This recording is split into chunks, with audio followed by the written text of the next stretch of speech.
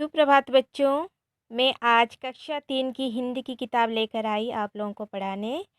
तो चलिए पढ़ते हैं आज का पहला अध्याय।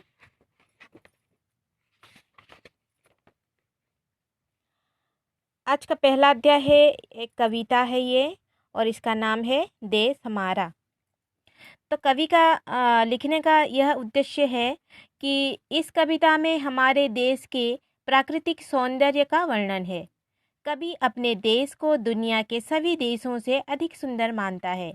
प्रकृति की हमारे देश पर विशेष कृपा दृष्टि है, जिसके कारण देवताओं का नंदन वन भी उसके सामने फीका है। कविता के अंत में कवि राष्ट्रीय एकता की ओर संकेत करते हुए सभी देशवासियों से एक साथ मिलकर रहने का आग्रह करता है। तो बच्चों, कवि का यह कविता लिखने का यही उद्देश्य है कि वो इस हमारे देश भारत को दुनिया की सबसे सुंदर देश मानते हैं, और वह ये भी मानते हैं कि प्रकृति की देन है हमारा भारतवर्ष, और बाकी सभी देशों से अत्यधिक सुंदर, जो कि नंदनवन से भी सुंदर है। नंदनवन मतलब जो देवताओं का राजा इंद्र का वन होता है, जो कि सबसे सुंदर मानते हैं, तो उससे भी सुंदर हमारा देश है। तो चलिए आगे बढ़ते हैं। पहले हम ऊंचे स्वर में इसे पढ़ेंगे, ठीक है। जब आपको पढ़ना आ जाएगा तो आप सभी शब्दों के अर्थ को अच्छे से समझने की कोशिश करेंगे, ठीक है।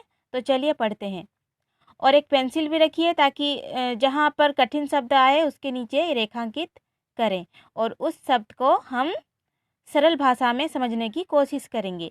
देखिए, चलिए पढ़ते हैं। सबसे सुंदर सबसे प्यारा देश हमारा, ऊंचा पर्वतराज हिमालय, पहने हिम का ताज हिमालय, कंचन नदियाँ दूध की धारा देश हमारा। तो बच्चों यहाँ पे देखिए कि यहाँ पे और एक शब्द है पर्वतराज, जो कि आपको यहाँ पे नहीं मिलेगी, उसका अर्थ यहाँ पे नहीं है। यहाँ पे जो शब्द भंडार है यहाँ पे वो शब्द नहीं है, तो इसको हम रेखांकित करेंगे ताकि उसका अर्थ भी हम लिखेंगे, ठीक है। तो यहाँ पे हमने रेखांकित किया है पर्वतराज शब्द को, हिम को किया है रेखांकित, और ताज को, ठीक है। तो चलिए आगे बढ़ते हैं। धवल हिमालय का यह प्रांगण, गंगा नित धोती है आंगन, मेघ बरसते रस की धारा देश हमारा। तो यहाँ पे रस पर हमने रेखांकित किया है। आगे बढ़ते हैं। लहरें आचरणों को धोती, बिखराती लाला कर मोती, सिर धुनता है सागर खारा देश हमारा। यहाँ पे सिर धुनना एक मुहावरे का अर्थ होता है, ठीक है। तो इसको भी आप रेखांकित करें ताकि हम उसका अर्थ लिख सकें। आगे बढ़ते हैं। मलय पवन करता है वंदन, अंगराग करता ले चंदन, राग पराग सुरभि की धारा देश हमारा। यहाँ वंदन के नीचे रेखांकित करेंगे। अभी चलिए आगे बढ़ते हैं।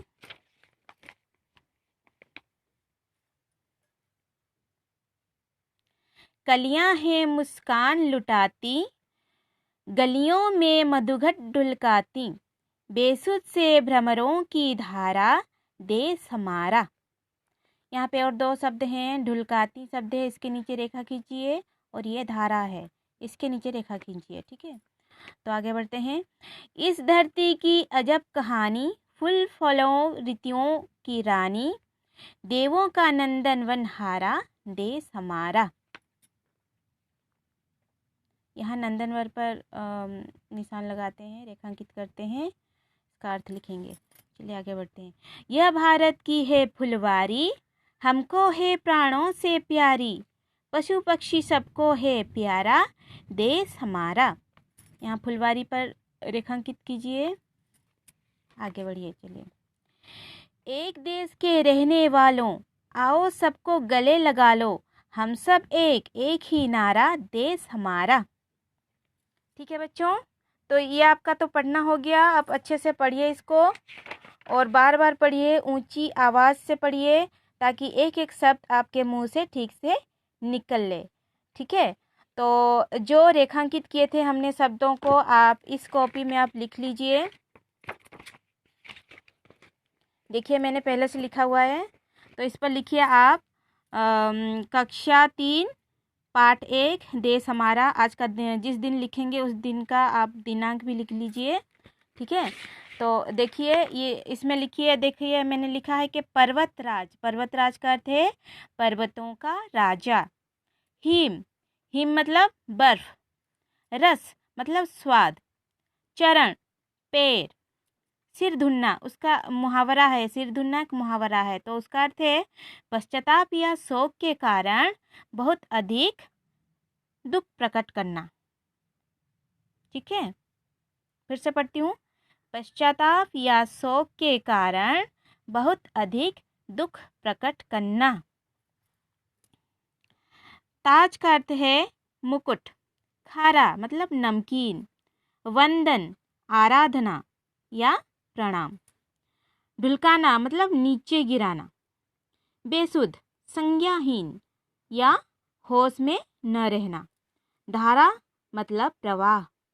नंदनवन देवताओं के राजा इंद्र का वन, जो सबसे सुंदर वन है। फुलवारी फूलों का बगीचा या बाग। तो बच्चों इन शब्दों को आप भी लिखिए और अच्छे से याद कर लीजिए, ठीक है, ताकि आपको कविता को समझने में कोई मुश्किल ना हो। तो अभी कविता पे आइए, इसको हम पढ़ चुके हैं, तो आप फिर से इसको बार बार पढ़िए, सस्वर पढ़िए और याद रख लीजिए। जितनी बार में आपको याद हो जाए उतनी बार आप उसे पढ़िए और याद रखिए। और यहाँ पे जो शब्द भंडार में दिए गए हैं शब्द, उनको भी याद कर लीजिए। कंचन, देखिए यहाँ पे है कंचन मतलब सोना। धवल सफ़ेद। प्रांगण आंगन। मलय मलयगिरी या एक पर्वत का नाम। पवन हवा। अंगराग उपटन। राग प्रेम। पराग रस। सुरभि सुगंध। भ्रमर भंवरा। तो बच्चों इन शब्दों को आप पढ़ लीजिए ठीक से और कविता को याद कर लीजिए। ऊंचे स्वर में गाइए, बार बार गाइए जितने में आपको याद हो जाए, ठीक है। तो आज के लिए इतना ही। आपका काम है, आप ये कीजिए कि आप इन जो कठिन शब्द जो कि किताब में आपके पास नहीं है, जो मैंने आपको दिखाया भी, उसको आप लिख लीजिए अपनी कॉपी पर, ठीक है। अपनी कॉपी पर लिख लीजिए और उसको याद करके फिर कविता को याद कीजिए, ताकि आप सारे अर्थों को पहले समझ पाएँ, ठीक है। उसके बाद हम दूसरी वीडियो में मैं बताऊंगी कि इस कविता का अर्थ क्या है, ठीक है। तब तक घर पर रहिए, सुरक्षित रहिए, फिर मिलेंगे, ठीक है बच्चों।